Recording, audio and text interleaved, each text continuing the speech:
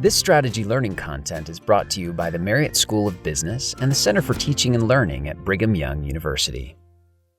As a business professional, it is critically important for you to be able to describe a company's business strategy for at least two reasons. First, every company has a strategy, but not every company has clearly articulated that strategy. And, unfortunately, not all companies even fully understand the strategy that they implement every day. We are always a bit shocked by how frequently executives struggle to answer some of our most basic questions about their strategies. But even when companies are not sure of their own strategies, they still expect you, as employees, to act in ways that support their strategies. In our experience, employees who add real value are able to describe the real strategy of their businesses and then map their own job activities to the company's strategy. This mapping helps them to see more clearly how their own work on a daily basis aligns with the needs of the business and also helps employees to develop clear no criterion for their own work. When you can see clearly how your own work maps to your company's strategy, you can also see which tasks in your job are most critical and which tasks are least critical. You can better focus your limited work time and attention on the tasks that are most critical to support your company's strategy. This kind of decision-making tends to make you shine as an employee. You still have competitors in your industry that you need to consider. As you analyze your competitors to determine their next strategic moves, you will need to be able to quickly and clearly describe their strategies. Doing so will help you see what actions they are most likely to take in the competitive marketplace. Describing your competitors' strategies can also help you identify their strengths and weaknesses. You may not want to attack their strengths, but their weaknesses may suggest useful opportunities. What tools or frameworks might a strategist use for describing a strategy? This is where fundamental what is strategy frameworks are essential. Some examples of comprehensive frameworks include the 4-question model, the diamond framework, and the business model canvas. These approaches all capture the core elements of strategy in organized ways.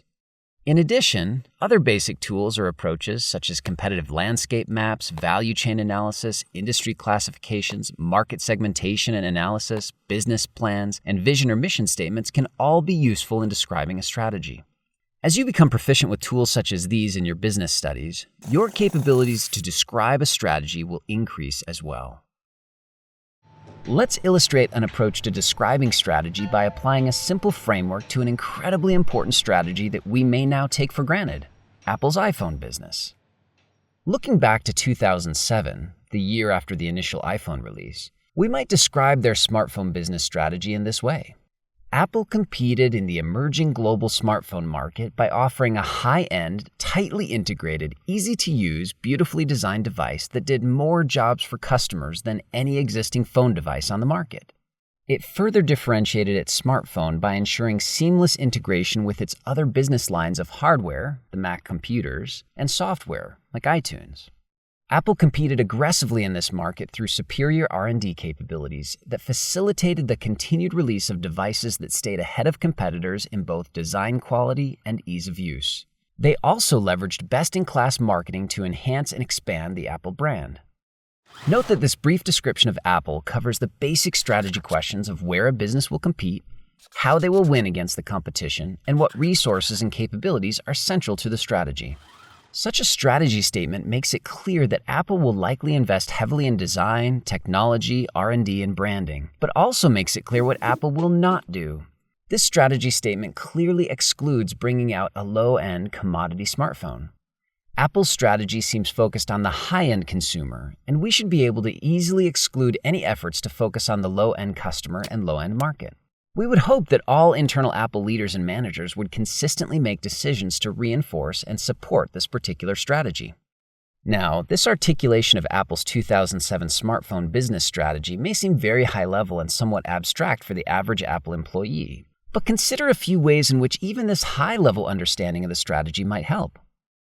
First, consider an entry-level business analyst who receives an assignment to spend a few months analyzing Apple's supply chain to identify the greatest cost-cutting opportunities. This seems like a perfectly reasonable and very normal request for any business, and many analysts might happily accept this job and move forward. But what happens if the analyst respectfully pushes back and asks his boss why? For example, he might say something like, "I'm excited about this new opportunity and look forward to finding savings. But do you mind clarifying something for me? My understanding is that as a business, we are really focused on differentiating our products through design and quality. And in many cases, cost-cutting can get in the way of improving products.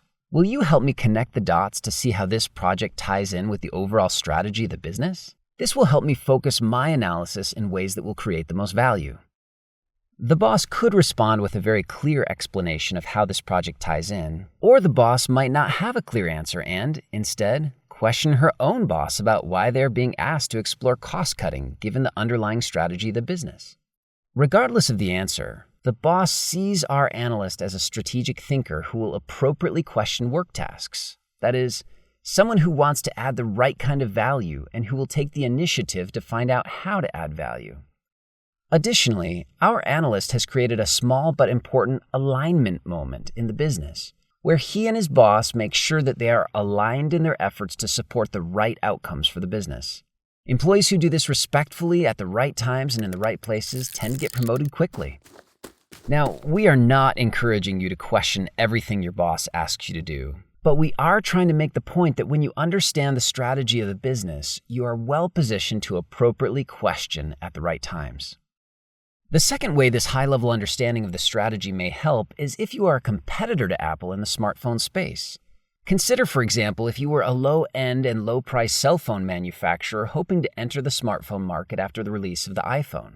Your hope is to be a fast follower to Apple and bring out a phone that is more affordable to the average consumer. By analyzing Apple's strategy, you might see clearly that Apple has no intention or ability to compete in the low-end segment of the market. Thus, you may be able to enter with little fear that Apple will retaliate and try to compete with you head-to-head. In other words, clearly understanding the strategy of your competitors will help you see the current and future white spaces in the competitive marketplaces. Whether you are describing your own strategy or the strategy of your competitors, being able to quickly and clearly describe how and why a business succeeds is a critical foundational step to becoming a great strategist. With this foundational knowledge, you can then move on to diagnosing, developing, and deploying effective strategies.